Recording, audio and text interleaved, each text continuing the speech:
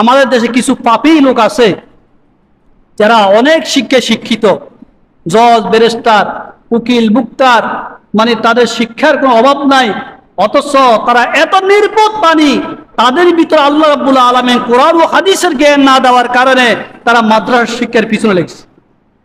কিছুদিন পূর্বে আমাদের দেশের একজন প্রতিমন্ত্রী সে বলছেন যে মাদ্রাসা শিক্ষার কারণে দরিদ্রতা নেমে এসেছে, মাদ্রাসা শিক্ষার কারণে আমাদের যে দরিদ্রতা নেমে এসেছে। সন্ধ্যা হাজির, মাদ্রাসা শিক্ষার না কারণে কি দরিদ্রতা নেমে এসেছে, না এই দেশের সম্পদগুলা লুটপাট করে নিয়ে খাওয়ার কারণ দরিদ্রতা নেমে এসেছে? কোনটা বলেন? মাদ্রাসা শিক্ষার কারণে দরিদ্রতা নামিয়ে আসে নাই।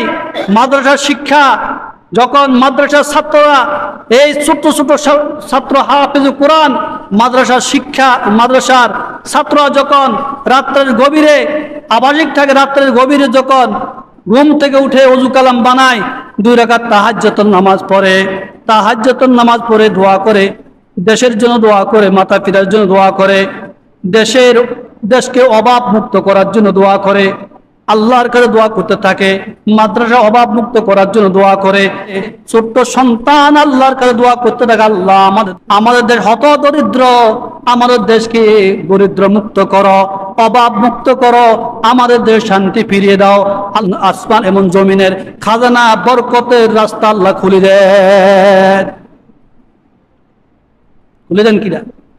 আল্লাহ বলতেছেন, যেই ব্যক্তি দুনিয়াতে, যেই তালেব ইলম বলেন, যে মানুষ দুনিয়াতে আমি রবের ইবাদত করবে, আমি রবের কাছে দোয়া করবে, শান্তি ফিরিয়ে আনার জন্য দোয়া করবে, আমি তার জন্য আসমান এবং জমিনের দরজা খুলে দিব, আসমান এবং জমিনের বরকত খুলে দিব। সুবহানাল্লাহ বলেন না? তাহলে এই সন্তানগুলো যদি আল্লাহর কাছে দোয়া করে, আল্লাহ আসমান জমির বরকত খুলে দিতে পারে না? অবশ্যই পারে, আল্লাহ অবশ্যই খুলে দেন।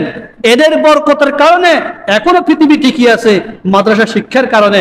কিন্তু তোমরা বড় বড় ডক্টর ডিগ্রি অর্জন করে কি করো? তোমরা না একক তো নামাজ আছে, না আল্লাহ বিল্লাহ আছে, না আল্লাহর উপাসনা আছে, নাকি?